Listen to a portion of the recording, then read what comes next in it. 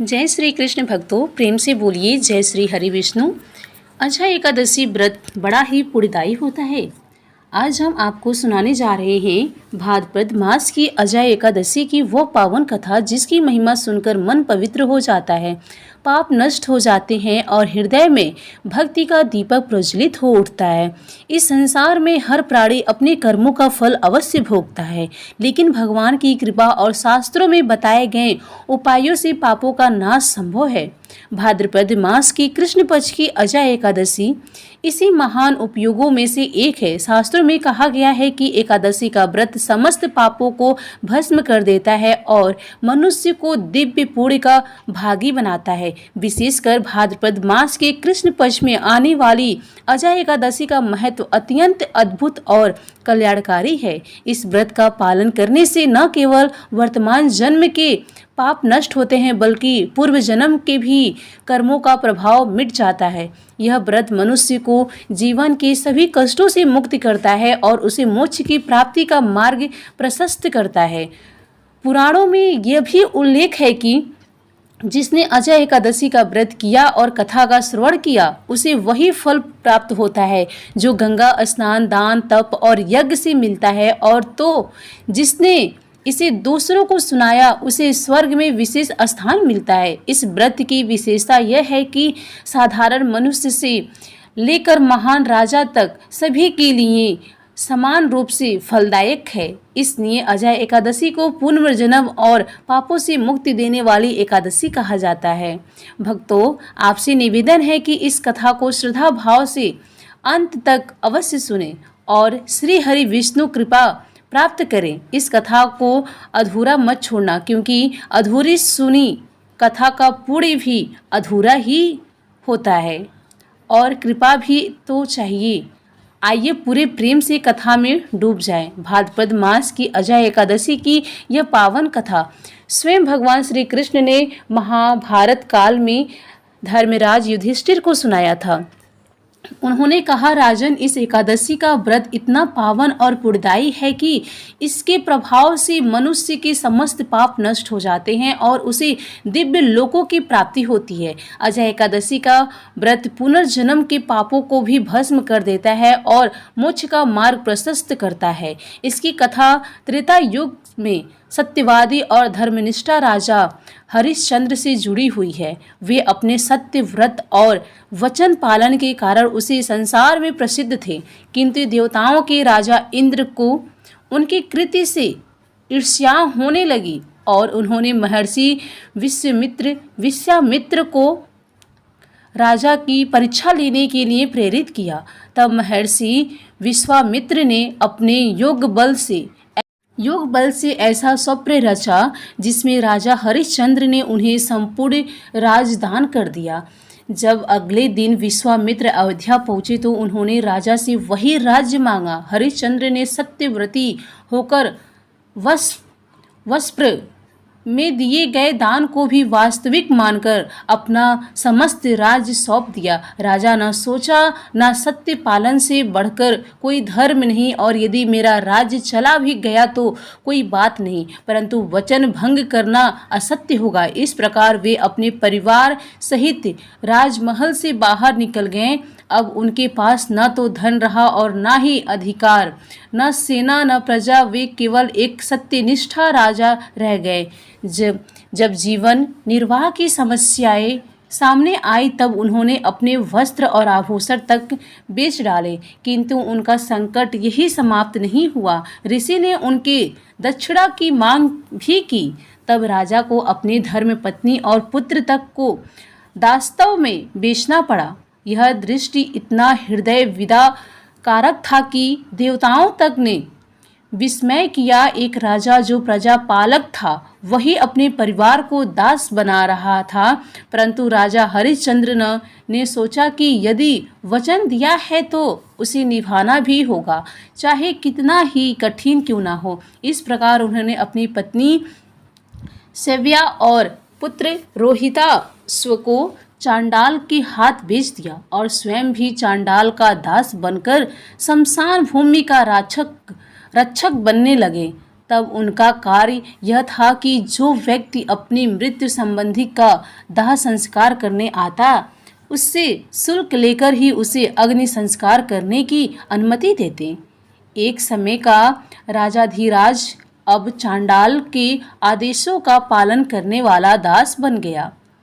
उसकी आंखों से आंसू छलकते, परंतु सत्य के पालन में तनिक भी विचलित न आता।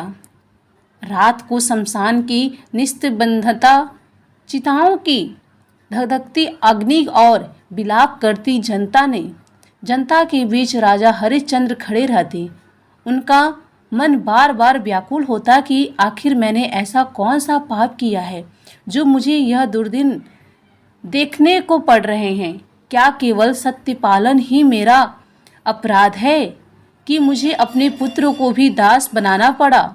उनके हृदय में करुणा और पीड़ा की लहरें उठती, परंतु साथ ही उसके भीतर से एक स्वर आता कि हरिश्चंद्र धैर्य रखो, सत्य का मार्ग कठिन नहीं परंतु अंततः विजय सत्य की ही होती है। इस प्रकार दिन प्रतिदिन उनका दुख और कठिन होता गया। कभी वे अपने पुत्र को दास के रूप में काम करते देखते तो हृदय तड़प उठता, कभी पत्नी को कष्ट सहते देखते तो आंसू बह पड़ते, किंतु अपने वचन और सत्य के कारण वे कुछ न कर पाते। मन ही मन वे भगवान से प्रार्थना करते, हैं प्रभु, यदि मेरे पुनर्जन्म के पापों की ही इस वचन में दुख का कारण है तो कृपा कर कोई मार्ग दिखाइए जिससे मैं अपने इससे मुक्ति पा सकूं। सत्य पालन के बावजूद जब उनके जीवन में दुख बढ़ते गए तो एक दिन राजा हरिश्चंद्र ने निर्णय लिया कि वे किसी महर्षि से जाकर अपनी पीड़ा साझा करेंगे और समाधान जानेंगे। वे अत्यंत व्याकुल मन से गौतम ऋषि के आश्रम पहुँचे। वहां पहुंचकर उन्होंने करुणा स्वर में अपनी कथा सुनाई। आंखों से आंसू बह रहे थे, स्वर्ग भरा गया था। उन्होंने कहा, गुरुदेव, मैं जन्म से ही सत्य का पालन करता आया हूँ, कभी किसी का अहित नहीं किया, धर्म के मार्ग पर ही चला। फिर भी आज मैं राजहीन, धनहीन, परिवारहीन होकर चांडाल का दास बन गया हूँ। क्या यह सब मेरे पूर्व जन्मों का फल है? यदि हाँ तो कृपा कर बताइए कि इससे मुक्ति कैसे मिले। क्या कोई ऐसा व्रत है, कोई ऐसा उपाय है जिससे मैं इन पापों से मुक्त होकर फिर से धर्म और सुख का जीवन पा सकूं? राजा की यह बात सुनकर महर्षि गौतम का हृदय पिघल गया। वे जानते थे कि हरिश्चंद्र सचमुच सत्यनिष्ठा और धर्म परायण है। उन्होंने राजा से कहा, राजन, निश्चय ही यह सब तुम्हारे पूर्व जन्मों के पापों का फल है। कोई भी प्राणी अपने कर्मों से बच नहीं सकता, परंतु शास्त्रों में एक अद्भुत उपाय बताया गया है जो तुम्हें इस दुख से उबार सकता है। यह कहकर ऋषि गौतम ने उन्हें अजय एकादशी का महत्व समझाया शुरू किया। लेकिन उस प्रसंग पर आने से पहले ये जानना आवश्यक है कि राजा हरिश्चंद्र की जो दशा थी वो मनुष्य के जीवन में पाप और पुण्य के प्रभाव का जीता जागता उदाहरण है। इस प्रकार हम देखते हैं कि कैसे सत्य के मार्ग पर चलने वाले राजा हरिश्चंद्र को अपने जीवन की सबसे कठिन परीक्षा का सामना करना पड़ा और यह संकट आगे चलकर उन्हें मुक्ति का मार्ग दिखाने वाला बना। राजा हरिश्चंद्र ने जब अपना राज, धन, महल और वैभव सब खो दिया और अपने सत्य वचन की रक्षा करते हुए पत्नी और पुत्र तक को दासत्व में सौंप दिया तो उनके जीवन में ऐसा दुख और अपमान छा गया जिसका वर्णन शब्दों में करना कठिन है। एक समय का महान सम्राट जो सोने जवाहरात से सुसज्जित राज सिंहासन पर बैठकर और करोड़ों प्रजाजनों का पालन पोषण करता था, अब काशी नगरी में एक चांडाल का दास बनकर शमशान घाट की रखवाली करने को विवश था। उनके ऊपर एक दायित्व था कि जो भी व्यक्ति अपने किसी संबंधी का शव लेकर शमशान में आता है उसे तब तक दाह संस्कार की अनुमति न मिले जब तक वो शुल्क न दे। इस नियम के कारण राजा को रोज मृतकों के परिजनों से कठोर वचन बोलने पड़ते। कभी विलाप करती माताओं से शुल्क मांगना पड़ता, कभी वृद्ध पिताओं से अपने बेटे के संस्कार हेतु धन की याचना करनी पड़ती। यह सब करते हुए उनका हृदय बार बार विदृढ़ हो जाता, परंतु क्या किया जाए, वे स्वयं किसी और के दास थे। चांडाल का आदेश था कि बिना शुल्क किसी को संस्कार करने की अनुमति नहीं दी जाए, और सत्यपालन में अड़ित रहने वाले हरिश्चंद्र स्वयं कभी नियम भंग करने का साहस नहीं कर सकते थे।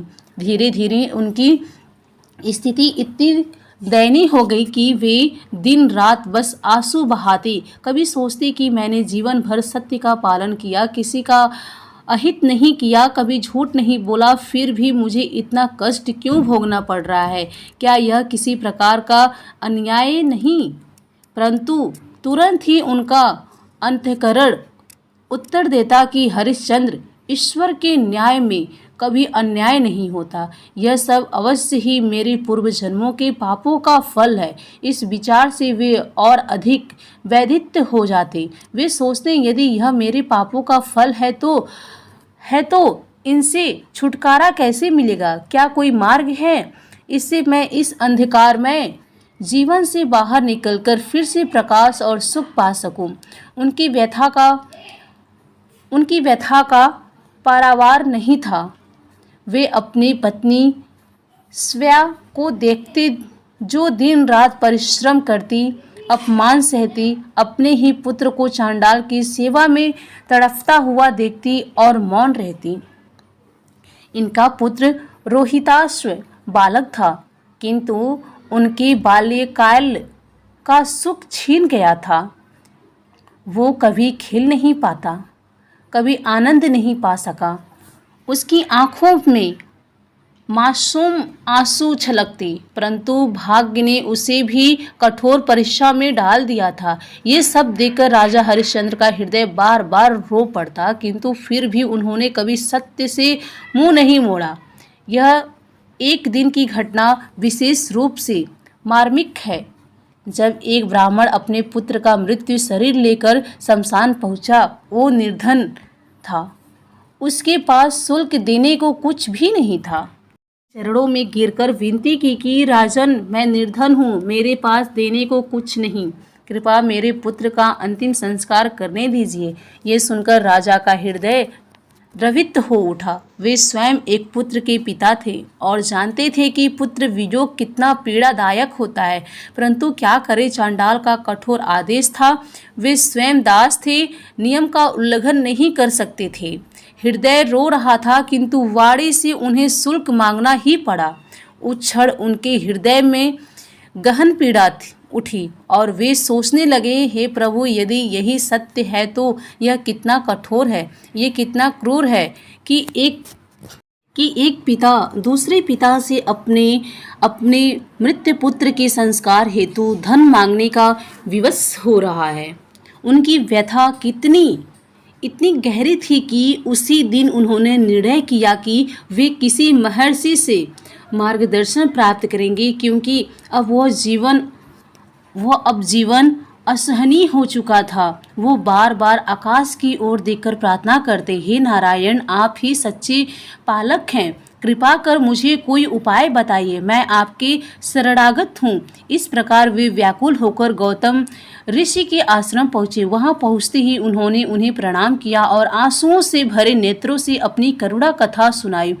उन्होंने कहा, गुरुदेव, मैं हरिश्चंद्र हूँ, वही राजा जिसने जीवन भर सत्य और धर्म का पालन किया, परंतु आज मैं राजहीन, धनहीन और दास हूँ, और मेरी पत्नी सेवा चांडाल के घर अपमान सह रही है। मेरा पुत्र रोहिताश्व बालक के काल में ही श्रम कर रहा है और स्वयं शमशान घाट पर खड़ा होकर मृतकों के परिजनों से शुल्क मांगने को विवश हूँ। आप ही बताइए गुरुदेव, मैंने ऐसा कौन सा पाप किया था जो मुझे यह दुर्दशा सहनी पड़ रही है? मैंने कभी किसी का अहित नहीं किया, मैंने तो केवल सत्य का पालन किया, फिर भी मुझे ये दंड क्यों? क्या ईश्वर न्यायप्रिय नहीं है? यदि यह मेरा पूर्व जन्मों का परिणाम है तो कृपा कर कोई उपाय बताइए जिससे मैं इस बंधन से मुक्त हो सकूं। यह कहते कहते राजा फफकर रो पड़े।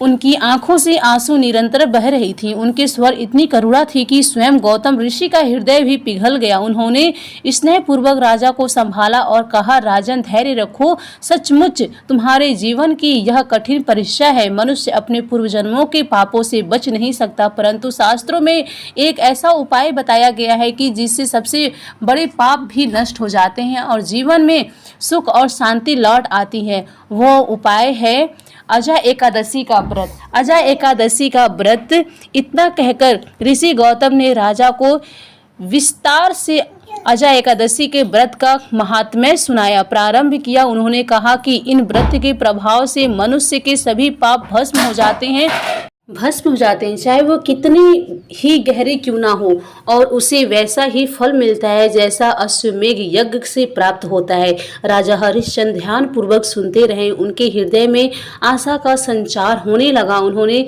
निश्चय किया कि वे इस व्रत को अवश्य करेंगे। इस प्रकार हम देखते हैं कि दुखों से व्याकुल राजा जब अपनी व्यथा लेकर गौतम ऋषि की शरण में पहुंचे तो उन्हें अजय एकादशी व्रत का महत्व बताया गया, जो आगे चलकर उनके जीवन का उद्धार करने वाला सिद्ध हुआ। गौतम ऋषि ने करुणा से भरे स्वर में राजा हरिश्चंद्र को संबोधित करते हुए कहा, राजन, तुम्हारा जीवन दुख और कष्ट से भरा हुआ है, परंतु इसका कारण केवल यही है कि पूर्व जन्म में तुमसे कुछ पाप कर्म हो गए थे और उन पापों का परिणाम तुम्हें इस जन्म में भोगना पड़ रहा है। यह संसार एक कर्म भूमि है। यहाँ कोई भी प्राणी अपने कर्मों के फल से बच नहीं सकता। जो जैसा कर्म करता है उसे वैसा ही फल भोगना पड़ता है। यही ईश्वर का न्याय है। किंतु मनुष्य को एक आशा कभी नहीं तोड़नी चाहिए कि पापों से मुक्ति नहीं मिल सकती।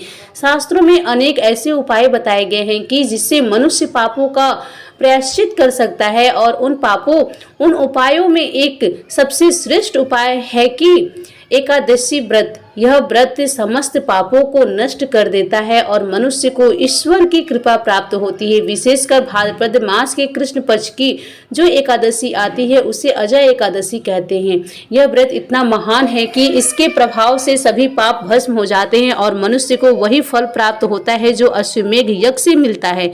यह सुनते ही राजा हरिश्चंद्र की आंखों में आशा की किरणें जगमगाने लगी। वे ध्यान पूर्वक सुनने लगे। ऋषि ने आगे कहा, राजन, अजय एकादशी व्रत करने वाले मनुष्य को न केवल इस जन्म के पापों से मुक्ति मिलती है, बल्कि पुनर्जन्म के भी पाप नष्ट हो जाते हैं। यह व्रत करने से प्राणी अपने जीवन की समस्त बाधाओं से मुक्ति होता है। उसे धैर्य, अर्थ, काम और मोक्ष चारों पुरुषार्थों की प्राप्ति होती है।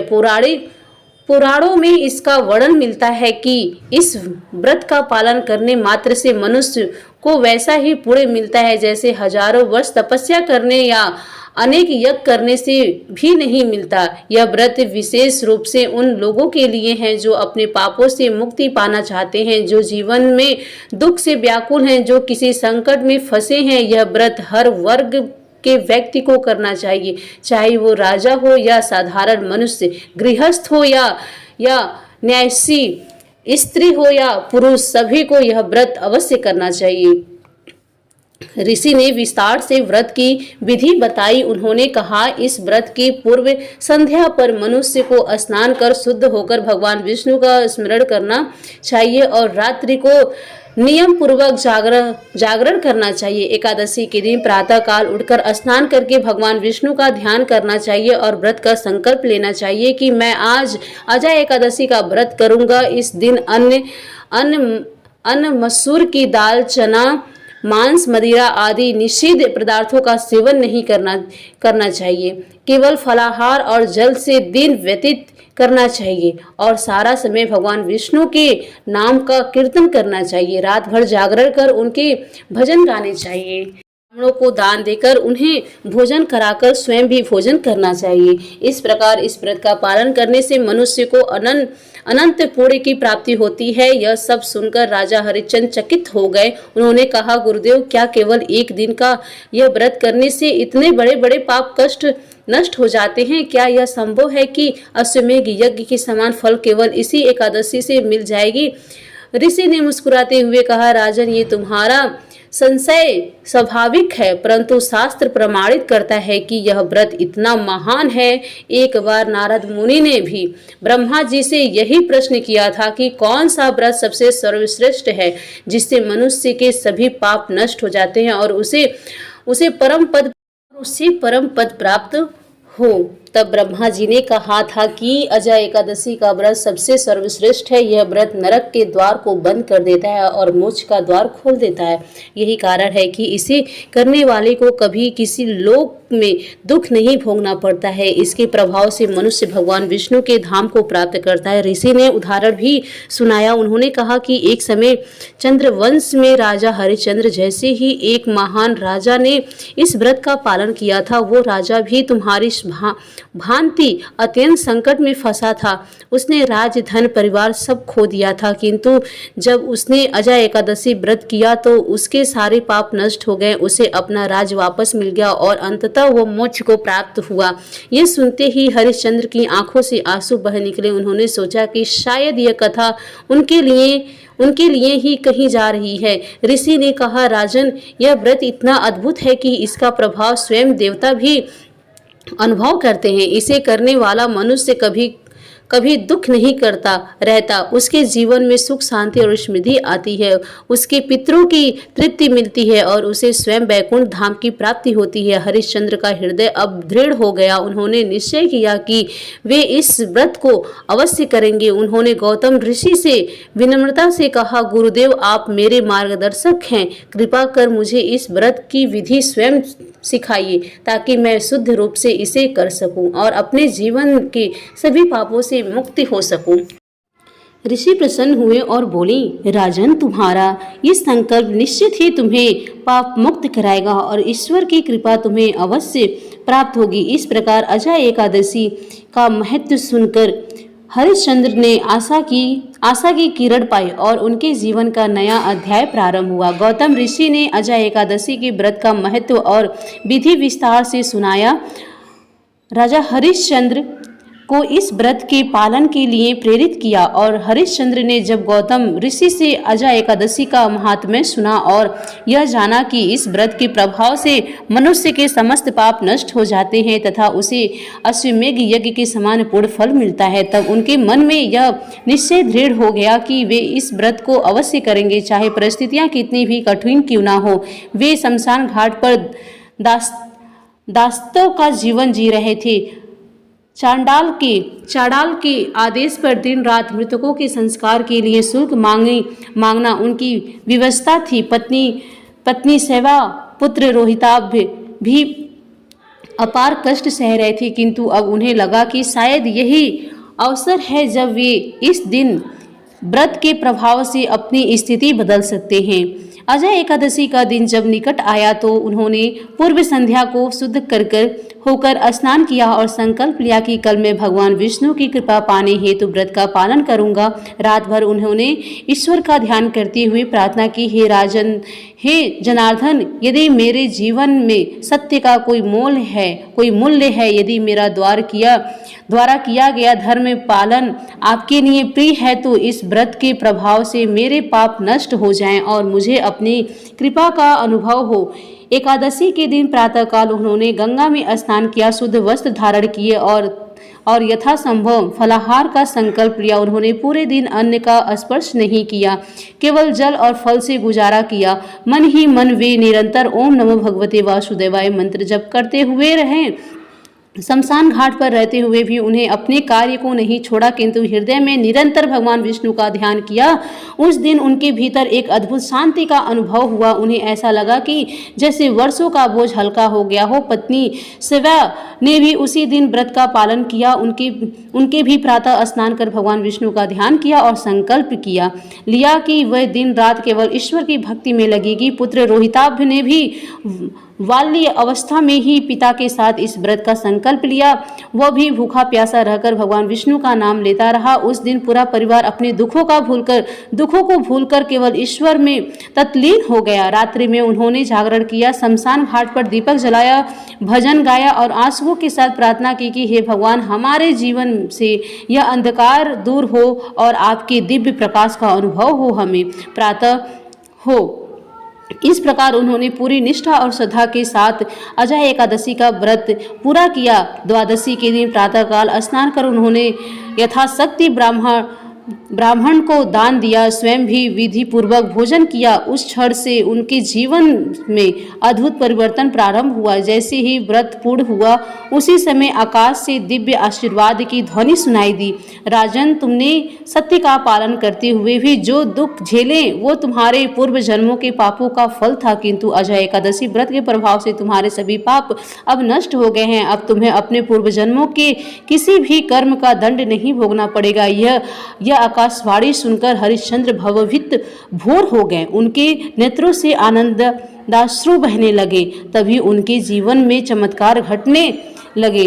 सबसे पहले चांडाल, जिसका वे दासत्व कर रहे थे, उनके चरणों में गिर पड़ा और बोला, राजन, मुझे क्षमा कीजिए, मैंने आपको दास बना रखा था, किंतु अब मैं समझ गया हूँ कि आप कोई साधारण मनुष्य नहीं हैं। आप महान सत्यवादी राजा हैं। आपकी परीक्षा लेने के लिए ही यह सब कुछ हुआ था। इतना कहकर वो स्वयं अदृश्य हो गया। वास्तव में ये स्वयं देवता इंद्र थे। उन्होंने उनकी परीक्षा लेने के लिए चांडाल का रूप धारण किया था। उसके बाद उनके समक्ष यमराज प्रकट हुए और बोले, राजन, आपके पुत्र रोहिताभ की मृत्यु जो असमय हुई थी वो भी आपके पापों का परिणाम था, किंतु अब अजय एकादशी के प्रभाव से वह पाप नष्ट हो चुका है, अतः आपका पुत्र जीवित हो जाएगा। इतना कहते ही उनके पुत्र ने आंखें खोल दी और पुनः जीवित हो उठा। यह दृश्य देखकर हरिश्चंद्र और शिवा हर्ष से भर उठे। वे आनंद के आंसू बहाने लगे। तभी देवराज इंद्र और वरुण आदि देवता वहां प्रकट हुए और बोले, महानुभाव, आप सत्यवादी होने के कारण देवताओं में भी आदरणीय हैं। आपने सत्य की रक्षा हेतु अपना सब कुछ त्याग दिया, किंतु झूठ का आश्रय नहीं लिया। इसी कारण आज अजय भगवान विष्णु आप पर प्रसन्न हुए। आपके सभी पाप नष्ट हो गए और अब आप पुनः अपना राज्य प्राप्त करेंगे। इतना कहकर देवताओं ने उन्हें उनके राजसी वस्त्र और आभूषण पहनाए और तत्काल उन्हें उनका राज्य वापस मिल गया। वे फिर से सोने जवाहरात से सुसज्जित राजसिंहासन पर विराजमान हुए।